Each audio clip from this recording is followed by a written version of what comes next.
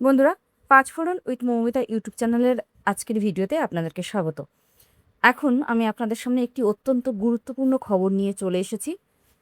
আপনারা সবাই দেখতে পাচ্ছেন যে আজ তাক বাংলা নামক একটি অনলাইন নিউজ পোর্টালে এই খবরটি বেরিয়েছে। খবরটির হেডলাইনে বলা হয়েছে, ইপিএফও রুল চেঞ্জ, ৭,৫০০ টাকা পেনশন, বন্ধ থাকা ইপিএফ অ্যাকাউন্ট চালু সহ ৩ বড় পরিবর্তন আনছে ইপিএফও। এইবার এই যে হেডলাইনটা পড়লাম তার ভেতরে কি আছে সেটা পড়ব। বড় পরিবর্তন আনছে ইপিএফও। এর মধ্যে পেনশনের পরিমাণ বাড়ানোর বিষয়েও আলোচনা চলছে। আশা করা হচ্ছে সরকার পেনশন হোল্ডারদের বড় কিছু উপহার দেওয়ার প্রস্তুতি নিচ্ছে। খবর অনুযায়ী ইপিএস 95 পেনশন বাড়িয়ে ৭,৫০০ টাকা করার দাবি উঠেছে। সরকার বিষয়টি গুরুত্ব সহকারে বিবেচনা করছে।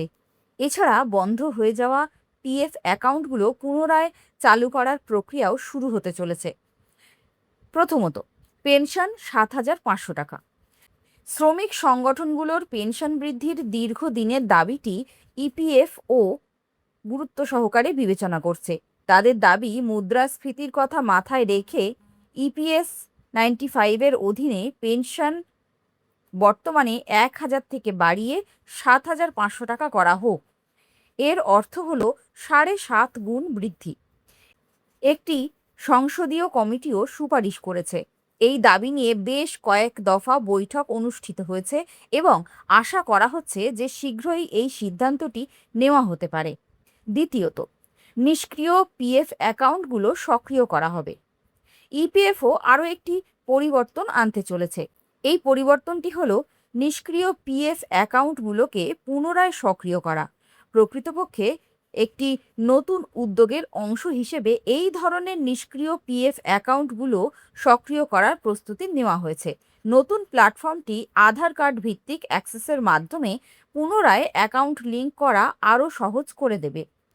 এই সুবিধাগুলোর মধ্যে রয়েছে, এটি নিষ্ক্রিয় পিএফ অ্যাকাউন্টগুলো খুঁজে বের করতে, সেগুলোকে ইউএএন এর সঙ্গে লিঙ্ক করতে এবং সক্রিয় করতে সাহায্য করবে। এর ফলে সদস্যদের পক্ষে এই অ্যাকাউন্টগুলোতে থাকা টাকা তোলা সহজ হবে।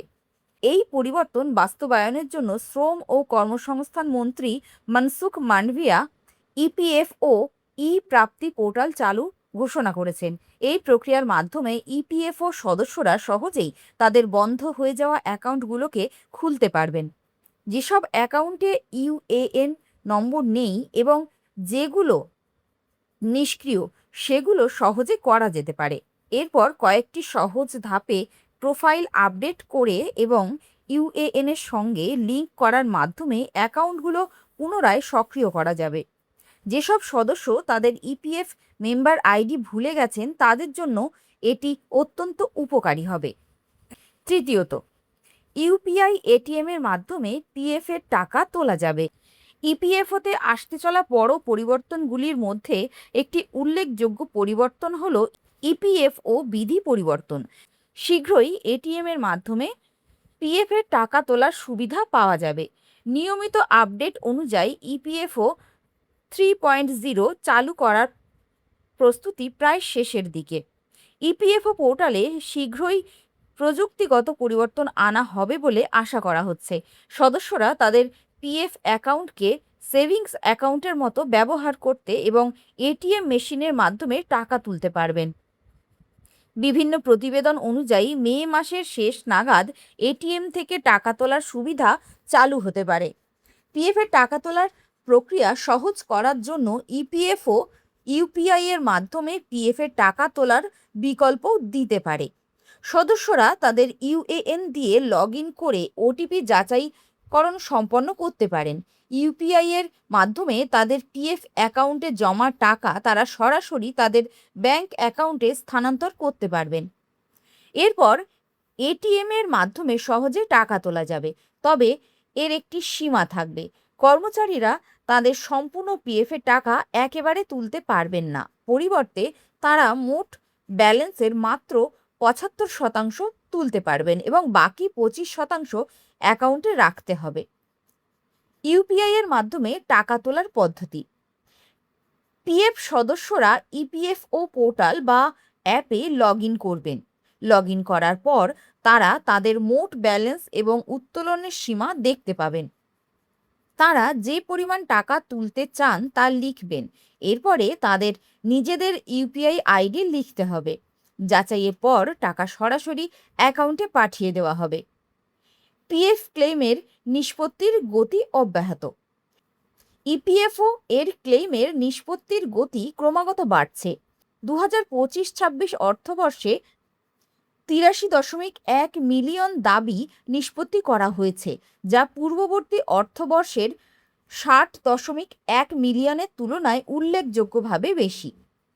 বিশেষভাবে উল্লেখ্য, ইপিএফও মাত্র 3 দিনে অ্যাডভান্স ক্লেইমের 71.11% নিষ্পত্তি করেছে। 2026 সালের এপ্রিল মাসে 61.03 লক্ষ ক্লেইম নিষ্পত্তি করা হয়েছে। তাহলে বন্ধুরা, আপনারা জানলেন যে একটা অত্যন্ত গুরুত্বপূর্ণ আমরা খবর জানতে পারলাম। যদিও এই খবরের সত্যতা সম্পর্কে আমার তেমন কোনো ধারণা নেই। আপনারা দেখলেন যে এটি আজ তাক বাংলা নামক একটি অনলাইন নিউজ পোর্টালে দেওয়া হয়েছে। তবে যবে কার্যকরী হবে তবে আমরা বুঝতে পারবো। যতক্ষণ না কার্যকরী হচ্ছে এর সত্যতা বা এটা কতটা সঠিক সেটা সঠিকভাবে বলা যাচ্ছে না। এখনকার মতো এই পর্যন্ত। সবাই ভালো থাকবেন, সুস্থ থাকবেন। নমস্কার।